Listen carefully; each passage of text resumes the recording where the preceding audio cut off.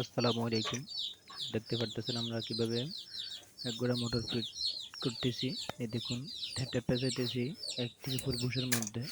এই যে দেখুন মোটরের এই যে ছিদ্রটা আছে ওটার মধ্যে আমরা বুশটা লাগাইতেছি। দেখুন সবাই সম্পূর্ণ পুরো ভিডিওটা দেখবেন। পাইপ রেসের মাধ্যমে টাইট করে নিতেছি। সবাই সম্পূর্ণ ভিডিওটা দেখবেন।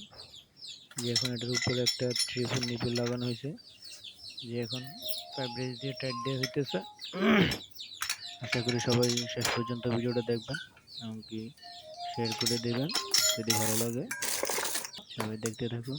এই যে এখন লাগাইতেছি 3 4 টি যে লাগানো হয়েছে, যে ফ্যাব্রিক্সের মাধ্যমে টাইট করা হয়েছে, এটার নাম হচ্ছে আপনার 3 4 টি। এখন লাগাইতেছি 3 4 নিপিল।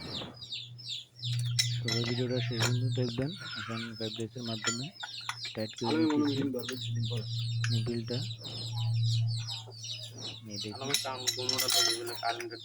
এখন আমরা গেট বল লাগাবো, 3 4 গেট বল। দেখুন যখন লাগাইতেছি টাইট করতেছি। সবাই সুন্দরভাবে দেখবেন, ইনশাল্লাহ আপনারা এরকম ভাবে মোটর ফিট করতে পারবেন। দেখুন যখন আবার টির মাথায় যে লাইনটার খালি জায়গার মধ্যে লাগানো হয়েছে, আর এই যে এখন একটা ইউনিয়ন সকেট লাগানো হবে। দেখুন ইউনিয়ন সকেটের মাধ্যমে এই যে জায়গাটা ইউনিয়ন সকেটটা লাগাইতেছি, এই জায়গাটার মাধ্যমে ট্যাঙ্কির মধ্যে পানিটা উঠবে। এটার মাধ্যমে মোটর থেকে ইউনিয়ন সকেট দিয়ে পানি বের হবে। আমরা টাইট করে নিতেছি পাইপ রেসের মাধ্যমে।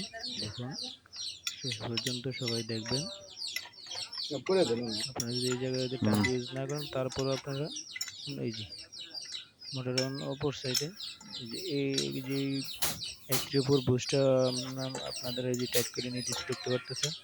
এখানে কলের যে পাইপটা, ওই পাইপটা এখানে লাগবে, আর ওই যে টিয়ের মাথায় যে ইউনিয়ন সকেটটা লাগাইছি ওইটা দিয়ে পানি বের হবে। এই যে নিপেল লাগাইতেছি। দেখুন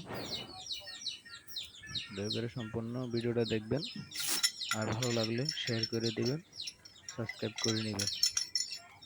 দেখুন ফ্যাব্রিক্সের মাধ্যমে নিপেলটা টাইট করে নিতেছি।